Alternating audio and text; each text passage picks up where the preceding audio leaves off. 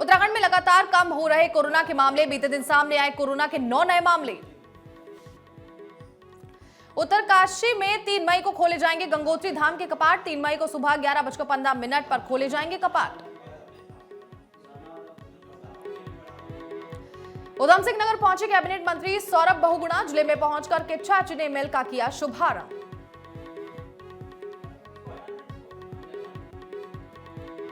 हरिद्वार में कुट्टू का आटा खाने से कई लोग हुए बीमार। बीमार लोगों के चलते अस्पताल में बढ़ी भीड़।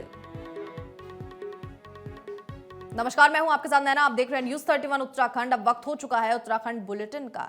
बाजपुर में बीते दिन साध्वी प्राची ने केंद्र सरकार से अल्पसंख्यक आयोग को खत्म करने की मांग की। इस दौरान उन्होंने सरकार से जनसंख्या नियंत्रण कानून और सिविल कोड को लेकर जल्द ही सीएम से मिलने की बात कही और कहा कि देश में ये कानून 20 साल पहले लागू हो जाना चाहिए था। वहीं उन्होंने कहा कि आज जो लोग अल्पसंख्यक के नाम पर देश का नमक खाते हैं, वही देश विरोधी का भी काम करते हैं।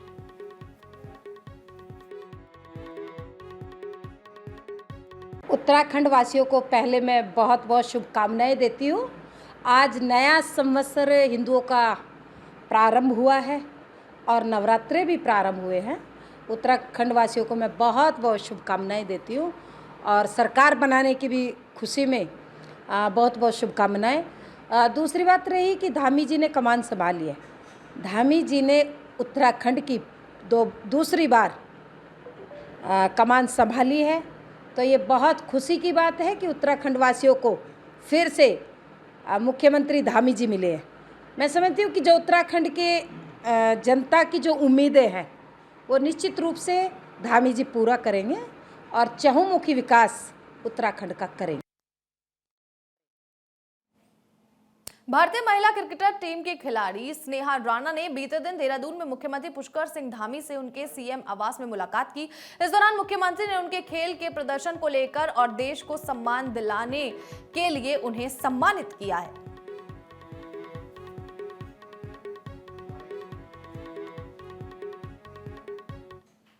हरिद्वार में बीते दिन रूस और यूक्रेन के युद्ध को लेकर आचार्य महामंडलेश्वर कैलाशनंद गिरी ने कहा कि युद्ध पर विराम लगना चाहिए। साथ ही उन्होंने कहा कि युद्ध वैचारिक होना चाहिए, शस्त्र का नहीं। वहीं उन्होंने मां भगवती और महादेव से दोनों देशों की शांति के लिए प्रार्थना करने की बात कही है।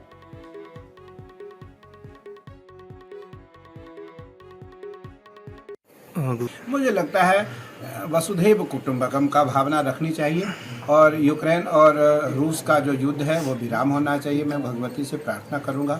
मैं आज भगवती के पूजन में जब मैं बैठूंगा तो मैं भगवती से प्रार्थना करूंगा, माँ यूक्रेन और रूस का जो युद्ध है उसे विराम दो और वहाँ शांति प्रदान करो। आज करोड़ों लाखों लोगों का नुकसान हुआ है वहाँ। आज खरबों की संपदाओं का नुकसान हुआ है वहाँ। वैभव समाप्त हो गए। यूक्रेन जैसे एक छोटा राज्य आज कहीं न कहीं बहुत हताहत हो गया है।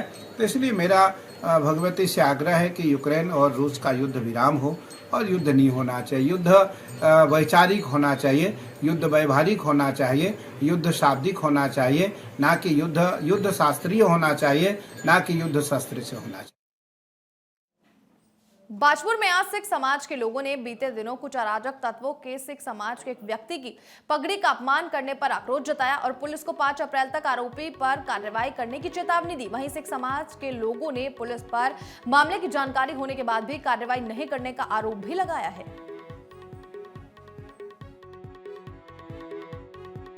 मुख्य उद्देश्य ये है कि हमारे हरदयाल सिंह बहादुरगंज गुरुद्वारे के पास में भाई साहब रहते हैं, उनके भतीजे कृपाल, उनमें उनको उनकी एक सिख की पगड़ी जो धर्म है हमारा, उसको उन्होंने ज़बरदस्ती रोक के उतार के उनको पगड़ी उतारेगी, उनको मारा पीटा गया और उनसे बदतमीजी की गई है। उसके लिए सारी सिख संगत में रोष है, पूरा रोष है इसमें भी। हम प्रशासन इसमें ढील बरत रहा है। परसों की घटना, ये परसों 1 तारीख की घटना है। प्रशासन ने कोई भी आज तक उसमें कोई कार्रवाई नहीं की और संगत में बहुत बड़ा रोष है। देखो जी, बड़ी दुखद घटना है। 1 तारीख को हमारे भाई कृपाल सिंह बहादुरगंज निवासी बाजपुर, कुछ शरारती तत्वों ने शराब के नशे में हमारे भाई की पगड़ी की बेअदबी करी, केसों की बेअदबी करी और इसी को लेके आज बाजपुर गुरुद्वारे में सिख समाज के लोग इकट्ठे हुए हैं ये बिल्कुल बर्दाश्त नहीं होगा। बाजपुर की पुलिस ने बीते 2 दिनों में कोई कार्रवाई नहीं करी उन पे, और मैं बताना चाहता हूँ पुलिस प्रशासन को कि यदि आप कोई कार्रवाई नहीं करेंगे तो मजबूरन लॉ एंड ऑर्डर हम लोगों को अपने हाथ में लेना पड़ेगा। कोटद्वार में बीते दिन विधानसभा अध्यक्ष रितु खंडूरी ने क्षेत्र के कई मुद्दों को लेकर अधिकारियों के साथ समीक्षा बैठक की।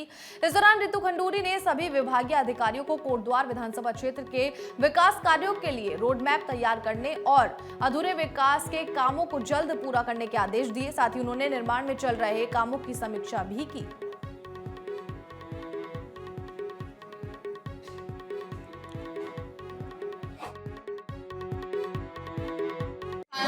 विधानसभा क्षेत्र के अंतर्गत बहुत सारे जो कार्य हो रहे हैं उनकी मैंने समीक्षा ली। आज PWD, जल संस्थान, जल निगम, नलकूप, बिजली विभाग, इन सभी विभागों के साथ मैं आज बैठी थी, पहले ये समझने के लिए कि किस तरह के कार्य यहाँ पिछले 5 साल से हो रहे हैं, उनकी कार्य प्रगति क्या है, किस स्तर पर कार्य हो रहे हैं, और उसके साथ ही साथ उनसे ये भी कहा गया है, निर्देश दिए गए हैं अफसरों को कि वो फ्यूचर में किस तरह का काम हमें कोटद्वार के लिए करना है, चाहे वो बाढ़ सुरक्षा के लिए हो, रोडों का डामरीकरण हो, नलकूपों को और नलकूप हमें सैंक्शन करवाने हो, बिजली को और सुदृढ़ करना हो, इस तरह की निर्देश आज विभागों को दिए। पिथौरागढ़ में आज भाजपा के जिलाध्यक्ष वीरेंद्र वालिदिया ने भाजपा को जिले में 2 सीट जिताने के लिए मतदाताओं का आभार जताया और कहा कि केंद्र में वर्तमान में भाजपा की सरकार है, इसलिए भाजपा पिथौरागढ़ जिले के विकास के लिए लगातार कोशिश करेगी। वहीं उन्होंने कहा कि भाजपा पिथौरागढ़ विधानसभा के अंदर हाईवे सेवा से लेकर बेस हॉस्पिटल, इंजीनियरिंग कॉलेज और आंवला घाट पेयजल योजना जैसे सभी बड़ी योजनाओं को धरातल पर उतारने का काम करेगी। 14 फरवरी को हमारे जनपद में भी विधानसभा के चुनाव संपन्न हुए, जिसमें हमारे जनपद की 4 विधानसभा क्षेत्रों में से डीडीहाट और गंगोलीहाट में भारतीय जनता पार्टी को सफलता मिली और धारचूला, पिथौरागढ़ में हमारे प्रत्याशियों को पराजय का सामना करना पड़ा।